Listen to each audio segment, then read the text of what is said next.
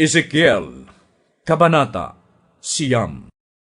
Sumigaw si Yahweh, "Halik kayo, mga itinalaga upang magpahirap sa lunsod.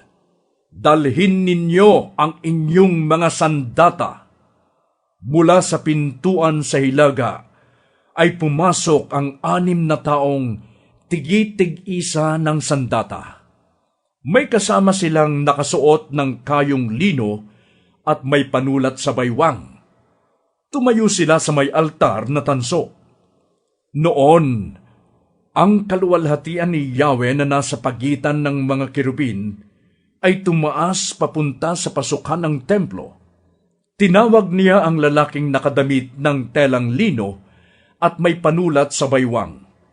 Sinabi niya rito, "Libutin mo ang lungsod ng Jerusalem at lagyan mo ng tatak sa noo ang lahat ng nagdalamhati dahil sa mga kasuklam-suklam na ginawa roon."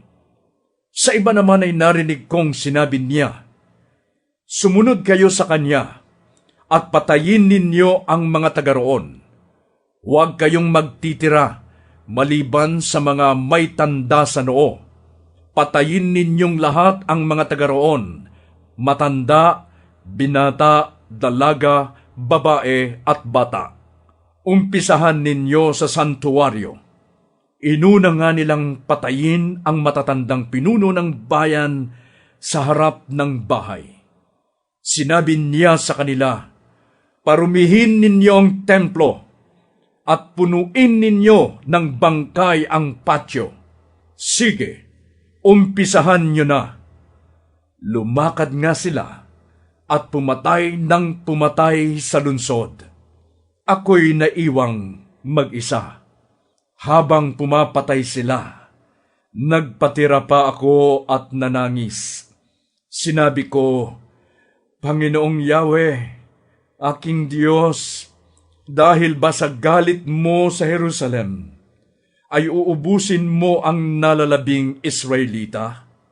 Sinabi niya sa akin, "Napakalaki ng pagkakasala ng Israel at ng Huda. Dumadanak ang dugo sa lupain. Nawawala ang katarungan. Sinasabi pa nilang hindi ko sila makikita sapagkat umalis na ako sa lupain. Kaya pagbabayarin ko sila sa ginagawa nila. Wala akong patatawarin ni isa man sa kanila." At bumalik ang lalaking nakasuot ng telang lino at sinabi kay Yahweh, "Nagawa ko na po ang ipinaggagawa ninyo sa akin."